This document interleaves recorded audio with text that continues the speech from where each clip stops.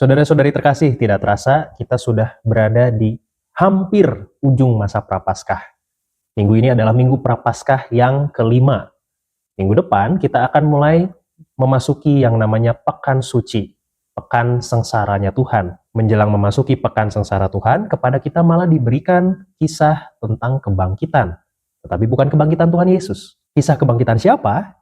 Nah, mari kita lihat. Kita ulas bacaan-bacaannya dalam Insap kali ini, Intip Sabda bersama dengan Frater Evi. Mari kita mulai dengan bacaan Injil yang diambil dari Injil Yohanes bab 11 ayat 1 sampai 45. Pada bagian awal dari Injil ini dikatakan bahwa ada seorang yang sedang sakit, namanya adalah Lazarus. Lazarus ini tinggalnya di sebuah tempat yang bernama Betania. Lazarus itu punya dua orang saudari, namanya Maria dan Marta. Karena Lazarus sedang sakit, Maria dan Marta kemudian mengirim kabar kepada Tuhan Yesus, mengatakan, Tuhan, dia yang engkau kasihi sakit. Saudara-saudari, mari kita perhatikan bentuk kalimat yang diungkapkan oleh Marta dan Maria. Tuhan, dia yang engkau kasihi sakit. Mereka tidak mengatakan, Tuhan, tolong sembuhkan. Tuhan, tolong ini. Tuhan, tolong itu. Yang dilakukan oleh Marta dan Maria adalah menyampaikan kabar bahwa Tuhan, dia yang engkau kasihi sakit. Di dalam pernyataan itu terkandung makna bahwa Maria dan Marta sungguh beriman, sungguh percaya dan mengandalkan Tuhan Yesus, tetapi sekaligus mereka tidak mau mendikte atau mau mengatur Tuhan Yesus. Menariknya, setelah mendengar kabar ini, pada ayat yang ke-6 dikatakan, Yesus sengaja tinggal 2 hari lagi di tempat di mana dia berada. Jadi, bukannya Tuhan Yesus buru-buru cepat-cepat untuk segera pergi ke Betania, tetapi malah Tuhan Yesus sengaja tinggal 2 hari lagi di tempat di mana dia berada. Artinya, Tuhan Yesus menunda untuk pergi. Mengapa demikian? Apakah Tuhan Yesus malas? Tentu saja jawabannya tidak. Tahu dari mana? Mari kita lihat ayat yang kelima, ayat sebelumnya. Tuhan Yesus tidak mungkin jahat, karena dikatakan di situ, Yesus memang mengasihi Marta dan kakaknya dan Lazarus. Jadi penundaan itu bukan dikarenakan Tuhan Yesus malas atau Tuhan Yesus jahat kepada keluarga ini, tetapi karena ada sesuatu yang menjadi pertimbangannya Tuhan Yesus. Apa sih pertimbangannya Tuhan Yesus? Mari kita lanjutkan. Pada ayat yang ke-7 dan ke-8 dikatakan bahwa Tuhan Yesus mengajak murid-muridnya untuk pergi. Artinya diandaikan di situ sudah 2 hari berlalu. Tuhan Yesus mengajak murid-muridnya untuk ikut berkunjung kepada Lazarus yang tadi dikatakan sedang sakit. Tapi pada ayat yang ke-8 dikatakan, murid-muridnya berkata kepadanya, Rabi, baru-baru ini orang-orang Yahudi mencoba melempari engkau. Masih maukah engkau kembali ke sana? Nah, saudara-saudari, perlu kita ketahui bahwa ini adalah Yohanes bab 11. Pada bab yang ke-10, persis bab sebelumnya, di situ ada kisah bahwa orang-orang Yahudi itu berusaha melempari Tuhan Yesus dengan batu. Mereka berusaha menangkap Tuhan Yesus. Nah, kalau kita memahami konteks ini, maka ayat yang ke-8 ini menjadi masuk akal. Kenapa para murid kok protes kepada Tuhan Yesus? Rabi, baru-baru ini orang Yahudi mencoba melempari engkau. Masih maukah engkau kembali ke sana? Memang Betania atau tempat Lazarus tinggal, itu tempatnya tidak jauh dari tempat di mana Yesus baru saja menerima ancaman mau dilempari batu. Sudah mau dilempari batu, sudah mau ditangkap, kok malah Tuhan Yesus mau balik lagi ke daerah itu. Tapi pada ayat ke-9, Tuhan Yesus menjawab, bukankah ada 12 jam dalam satu hari? Siapa yang berjalan pada siang hari, kakinya tidak terantuk, karena ia melihat terang dunia. Saudara-saudari, ini adalah bahasa yang sangat simbolis dari Tuhan Yesus. Bapa telah menetapkan kapan Tuhan Yesus berkarya di dunia dan kapan Tuhan Yesus mulai akan menghadapi sengsara dan wafatnya. Nah, dengan mengatakan bahwa ini masih siang, Tuhan Yesus ingin mengatakan bahwa saatnya belum tiba. Jadi, mari kita ke Betania, tidak masalah, karena ini masih jadwalnya Tuhan Yesus untuk berkarya di dunia. Tapi memang sebentar lagi, dia akan memasuki masa sengsaranya. Singkat cerita, pada ayat yang ke-11 sampai 14, Tuhan Yesus dan murid-muridnya sudah sampai di tempatnya Lazarus, Maria, dan Marta. Dan sesudah sampai di sana, mereka mengetahui bahwa ternyata Lazarus sudah meninggal. Ayat yang ke-14, Tuhan Yesus mengatakan, Lazarus sudah mati. Tetapi syukurlah aku tidak hadir pada waktu itu. Sebab demikian lebih baik bagimu supaya kamu dapat belajar percaya. Marilah kita pergi sekarang kepadanya. Saudara-saudari, ayat yang ke-15 ini aneh sekali.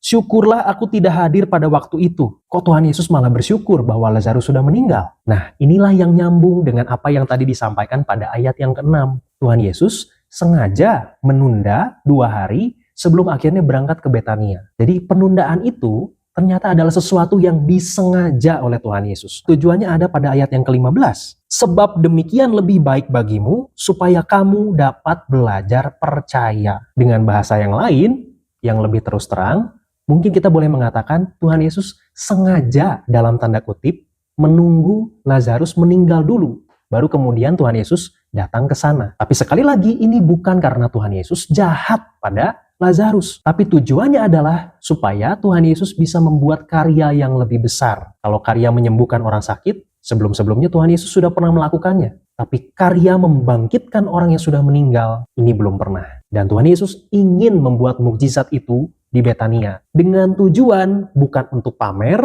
tapi untuk, dikatakan tadi pada ayat yang ke-15, supaya kamu dapat belajar percaya. Kalau mau disimpulkan, apa yang tadi dikatakan Tuhan Yesus menunda dulu ke Betania selama 2 hari, tujuannya adalah supaya iman para murid semakin kuat. Mereka semakin belajar untuk percaya kepada kuasa Tuhan. Mereka sudah diberi kesempatan untuk melihat mukjizat kesembuhan. Sekarang, mukjizatnya lebih besar. Tuhan Yesus bisa membangkitkan orang yang sudah meninggal. Selanjutnya pada ayat 17, 18, 19, singkat cerita diceritakan bahwa Tuhan Yesus tiba di makamnya Lazarus dan didapatinya Lazarus sudah 4 hari berbaring di dalam kubur. Lalu pada ayat yang ke-21 dikisahkan bahwa Marta akhirnya berjumpa dengan Tuhan Yesus, kemudian dia berkata kepada Tuhan Yesus, "Tuhan, sekiranya Engkau ada di sini, saudaraku pasti tidak mati." Marta jujur kepada Tuhan Yesus. Dia mengatakan, "Tuhan, sekiranya Engkau ada di sini, saudaraku pasti tidak akan mati." Pernyataan ini kalau mau kita renungkan sebetulnya berisi kekecewaan. Marta menyayangkan kenapa kok Tuhan Yesus nggak dari kemarin datang ke sininya. Akan tetapi, Marta yang jujur mengungkapkan kekecewaannya ini melanjutkan dengan pernyataan berikutnya. "Tetapi sekarang pun aku tahu bahwa Allah akan memberikan kepadamu segala sesuatu yang engkau minta kepadanya." Jadi Marta ini jujur, menyayangkan kenapa Tuhan Yesus kok tidak datang dari kemarin, tapi sesudah menyampaikan kekecewaannya, Marta berkata, "Sekarang pun aku tahu bahwa Allah akan memberikan kepadamu segala sesuatu yang engkau minta kepadanya." Artinya meskipun Marta kecewa, dia tidak sakit hati, dia tidak pundung. Kekecewaannya itu tidak membuat dia berpaling dari Tuhan. Dia percaya bahwa Allah akan memberikan kepada Yesus segala sesuatu yang diminta kepada Allah. Ini memberikan pesan kepada kita. Terkadang Tuhan tidak selalu memberikan apa yang kita mau, apa yang Tuhan lakukan tidak sesuai dengan ekspektasi kita, tetapi kita tidak perlu pundung. Karena Tuhan pasti punya pertimbangan tertentu mengapa keinginan kita tidak terjadi. Seperti yang terjadi juga dalam kisah ini, Tuhan Yesus sengaja menunda datang ke Betania dengan tujuan supaya Tuhan Yesus bisa membuat mukjizat yang lebih besar daripada sekedar mukjizat penyembuhan saja. Tuhan Yesus ingin membuat mukjizat kebangkitan. Tuhan punya rencana yang lebih baik daripada apa yang kita bayangkan. Yang ada di dalam bayangan Marta adalah Tuhan Yesus datang ketika Lazarus masih hidup, kemudian menyembuhkan Lazarus. Tetapi menurut Tuhan Yesus ada yang lebih baik. Dia menunggu dulu Lazarus meninggal supaya dia bisa datang ke Betania untuk membuat mukjizat kebangkitan dan semakin banyak orang yang percaya kepada Tuhan Yesus. Setelah menyampaikan kejujurannya dan pernyataan imannya kepada Tuhan Yesus, kemudian Yesus berkata kepada Marta, "Saudaramu akan bangkit." Kemudian Marta berkata pada ayat yang ke-24, "Aku tahu bahwa ia akan bangkit pada waktu orang-orang bangkit pada akhir zaman." Tapi kemudian Yesus berkata kepadanya, "Akulah kebangkitan dan hidup. Barang siapa percaya kepadaku, ia akan hidup walaupun sudah mati." Kalau tadi Marta berbicara kebangkitan itu kebangkitan pada akhir zaman, Tuhan Yesus justru menarik kebangkitan itu bukan lagi perkara akhir zaman, bukan lagi soal waktu, tetapi sekarang kebangkitan itu ada dalam sosok Tuhan Yesus sendiri. Yesus itulah kebangkitan. Apa buktinya? Nanti akan terbukti pada bagian-bagian berikutnya ketika Tuhan Yesus berhasil membangkitkan Lazarus. Ayat yang ke-26. "Setiap orang yang hidup dan percaya kepadaku tidak akan mati selama-lamanya." Kemudian Tuhan Yesus menanyakan pertanyaan yang menantang kepada Marta. "Percayakah engkau akan hal ini?" Lalu Marta menjawab, "Ya Tuhan, aku percaya bahwa engkaulah Mesias, Anak Allah, Dia yang akan datang ke dalam dunia. Sesudah itu, Marta kemudian memanggil saudarinya Maria. Dan pada ayat yang ke-32 dikatakan bahwa Maria tiba di tempat di mana Yesus berada, melihat Yesus, kemudian Maria tersungkur di depan kaki Yesus dan berkata kepadanya, "Tuhan, sekiranya Engkau ada di sini, saudaraku pasti tidak mati."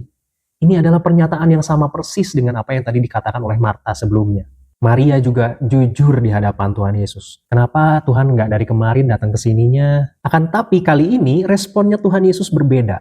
Tuhan Yesus kali ini sedih, terharu, kemudian berkata kepada Maria, "Di manakah dia kamu baringkan?" Kemudian mereka menjawab, "Tuhan, marilah dan lihatlah." Pada ayat yang ke-35 dikatakan di situ, maka menangislah Yesus. Saudara-saudari, kita patut berbangga, kita patut bersyukur, karena Tuhan yang kita imani, itu adalah Tuhan yang sungguh mau menjadi manusia sepenuhnya.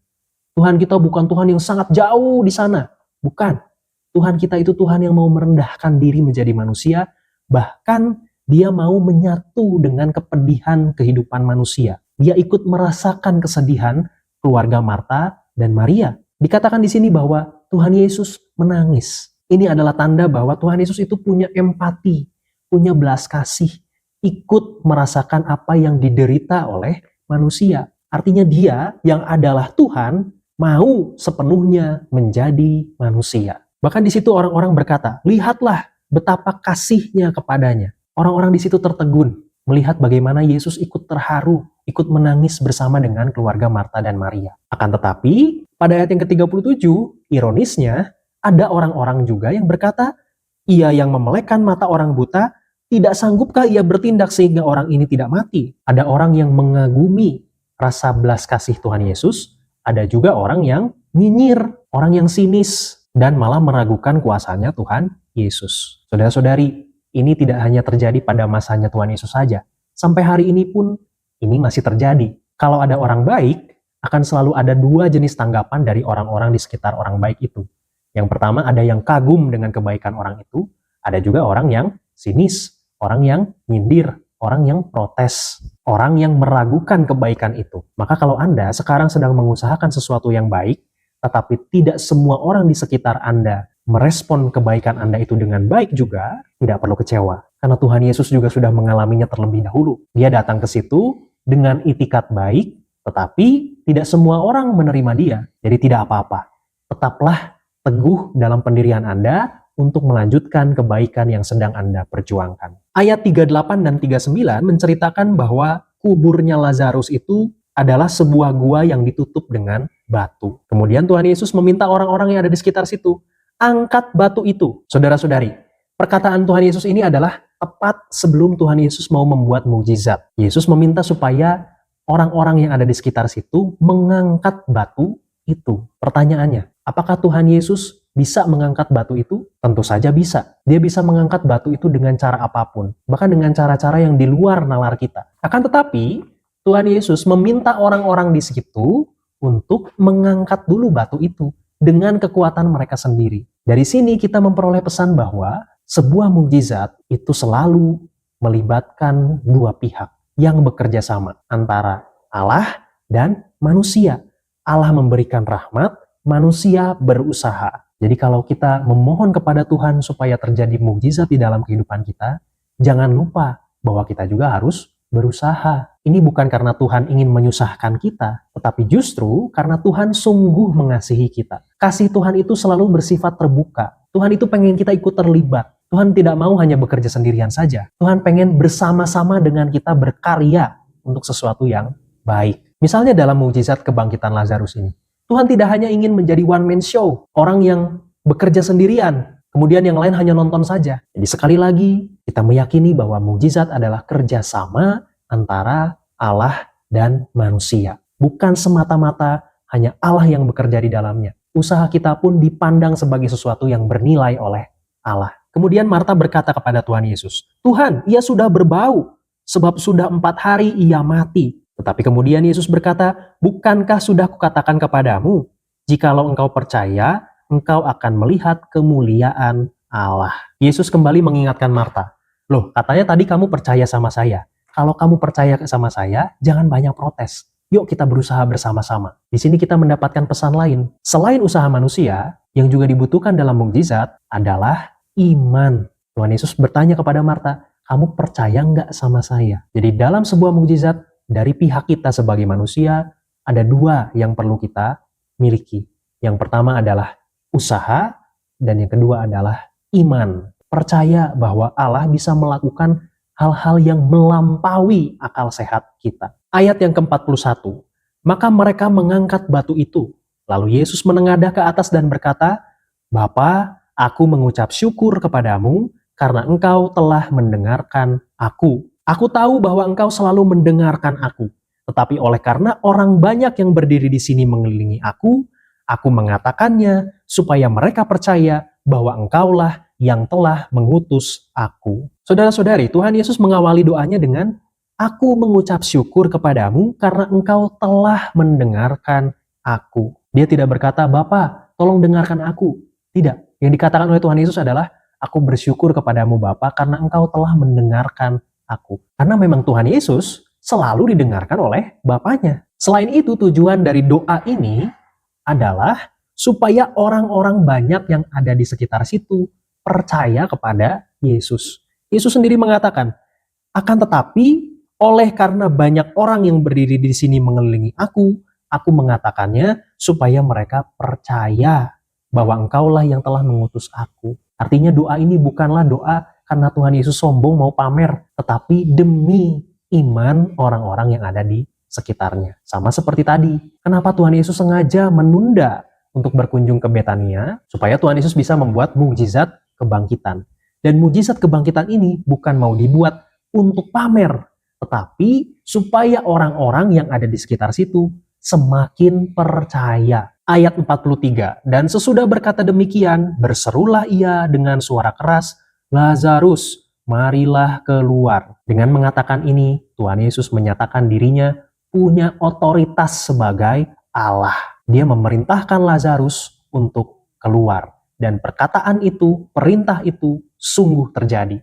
Lazarus beneran keluar. Dia bangkit lagi dari kematiannya. Keluarnya Lazarus dari makamnya membuktikan bahwa apa yang dikatakan Tuhan Yesus benar. Dia adalah kebangkitan dan kehidupan. Dia punya kuasa memberikan kehidupan. Ayat 44. Orang yang telah mati itu datang keluar, maksudnya Lazarus. Kaki dan tangannya masih terikat dengan kain kafan dan mukanya tertutup dengan kain peluh. Kata Yesus kepada mereka, bukalah kain-kain itu dan biarkan ia pergi. Di sini sekali lagi Tuhan Yesus meminta ada partisipasi dari pihak manusia. Tolong itu dibukain kain-kainnya. Tuhan Yesus mengerjakan sesuatu yang mustahil untuk dikerjakan oleh manusia, yaitu membangkitkan orang mati. Tetapi untuk hal-hal yang bisa dikerjakan oleh manusia, mengangkat batu, membuka kain, Tuhan Yesus memberikan kesempatan kepada manusia untuk terlibat, untuk berusaha. Dengan demikian, mukjizat ini adalah mukjizat hasil karya bersama. Hasil karya Allah sekaligus juga hasil karya manusia. Sekali lagi ada kerjasama antara Allah dan manusia. Ayat terakhir, ayat 45, banyak di antara orang-orang Yahudi yang datang melawat Maria dan yang menyaksikan sendiri apa yang telah dibuat Yesus percaya kepadanya. Tadi dari sejak awal, Tuhan Yesus menunda 2 hari untuk datang ke Betania. Tujuannya adalah supaya dia bisa membuat mukjizat kebangkitan. Supaya semakin banyak orang yang percaya. Dan tujuan awal Tuhan Yesus itu sungguh tercapai. Dikonfirmasi pada ayat yang ke-45.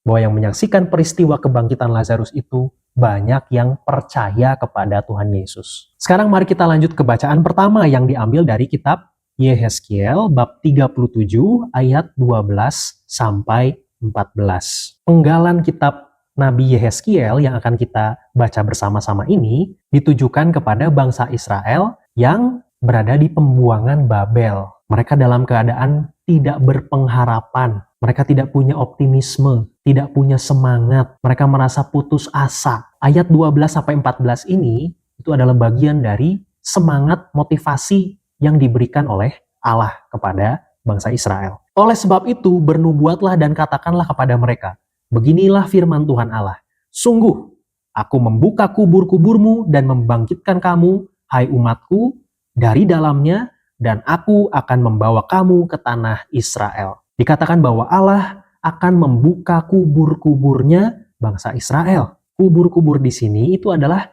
sebuah simbol dari tempat pembuangan mereka, yaitu Babel. Kubur-kubur di sini juga menjadi simbol dari keputusasaan mereka. Dan katanya bahwa Allah akan membuka kubur-kubur mereka. Artinya Allah akan membangkitkan lagi semangat mereka. Allah akan memulihkan keadaan mereka yang saat ini sedang berada dalam kondisi hancur di pembuangan. Ayat 13, dan kamu akan mengetahui bahwa akulah Tuhan pada saat aku membuka kubur-kuburmu dan membangkitkan kamu, hai umatku, dari dalamnya. Jadi tujuan dari Allah membuka kubur-kubur mereka, salah satunya adalah supaya mereka mengetahui bahwa Dia adalah Allah. Saudara-saudari, kalau tadi kita kembali ke Injil Yohanes, mukjizat yang dibuat oleh Yesus membangkitkan Lazarus, tujuannya adalah supaya semakin banyak orang yang percaya, supaya semakin banyak orang yang mengetahui bahwa Yesus adalah Tuhan, bahwa Yesus adalah kebangkitan dan kehidupan. Bangsa Israel juga akan ditolong oleh Allah, akan dibangkitkan dari kubur-kuburnya. Salah satu tujuannya adalah supaya bangsa Israel semakin percaya, semakin mengetahui bahwa Dia adalah Allah. Ayat 14, aku akan memberikan rohku ke dalammu, sehingga kamu hidup kembali, dan aku akan membiarkan kamu tinggal di tanahmu. Kamu akan mengetahui bahwa aku, Tuhan, yang mengatakannya dan membuatnya. Demikianlah firman Tuhan. Kata kunci dalam ayat ini adalah rohku. Aku akan memberikan rohku ke dalam dirimu. Saudara-saudari, dalam bahasa Ibrani, roh atau ruah itu juga berarti nafas. Kalau kita ingat dalam kitab Kejadian, manusia itu dibuat dari debu tanah, kemudian Allah menghembuskan nafas kehidupan kepada manusia sehingga manusia itu menjadi hidup. Artinya, sesuatu yang menghidupkan manusia itu adalah roh. Nah, di sini Tuhan mengatakan, aku akan memberikan rohku kepadamu. Artinya, aku akan memberikan kehidupan kepadamu. Ini sama seperti apa yang tadi dilakukan oleh Tuhan Yesus. Tuhan Yesus adalah sang kebangkitan dan kehidupan. Dia memberikan kehidupan kepada Lazarus. Mengapa Tuhan Yesus adalah sang kebangkitan dan kehidupan? Karena Tuhan Yesus dipenuhi oleh roh Allah.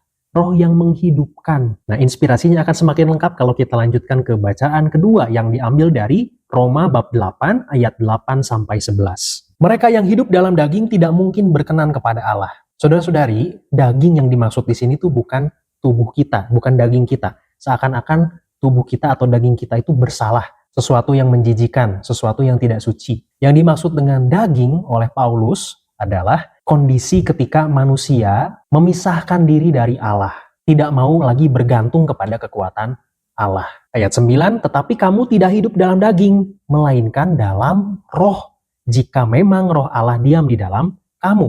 Tetapi jika orang tidak memiliki roh Kristus, ia bukan milik Kristus. Hidup di dalam roh itu adalah kondisi sebaliknya. Kondisi ketika kita hidup di dalam Tuhan, melibatkan Tuhan. Ayat yang penting di dalam surat ini adalah ayat yang ke-11. Dan jika roh Dia yang telah membangkitkan Yesus dari antara orang mati diam di dalam kamu, maka Ia yang telah membangkitkan Kristus Yesus dari antara orang mati akan menghidupkan juga tubuhmu yang fana itu oleh rohnya yang diam di dalam kamu. Tadi dalam kitab Nabi Yeskiel dikatakan bahwa Allah akan menghembuskan rohnya kepada bangsa Israel, supaya bangsa Israel kembali mengalami kehidupan. Tuhan Yesus yang dipenuhi oleh roh Allah juga membangkitkan Lazarus dari kematiannya. Roh Allah itu juga, roh yang sama, membangkitkan Tuhan Yesus dari kematiannya. Dan sekarang Paulus mengatakan, roh yang sama itu, yang membangkitkan Tuhan Yesus itu, juga akan membangkitkan kamu.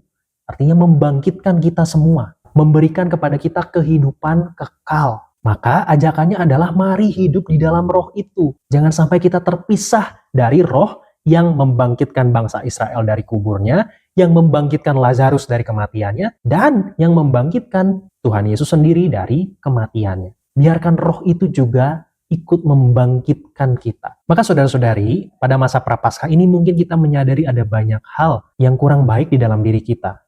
Mungkin ada bagian-bagian dari diri kita yang dalam tanda kutip mati seperti Lazarus. Mungkin ada bagian-bagian dalam diri kita yang ada di dalam kubur seperti apa yang dialami oleh bangsa Israel ketika di pembuangan Babel. Jangan khawatir, Minggu ini kita diberi semangat oleh Tuhan bahwa Roh Allah itu akan menghidupkan kita.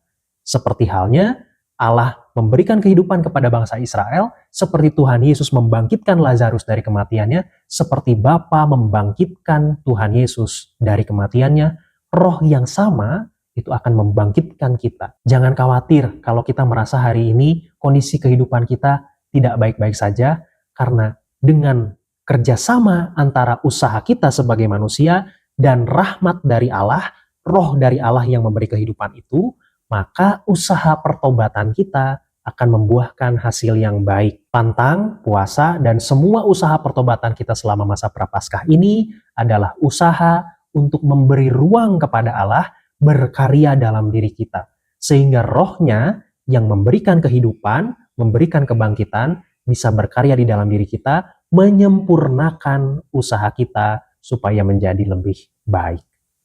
Kemuliaan kepada Bapa dan Putra dan Roh Kudus, seperti pada permulaan, sekarang, selalu, dan sepanjang segala abad. Amin.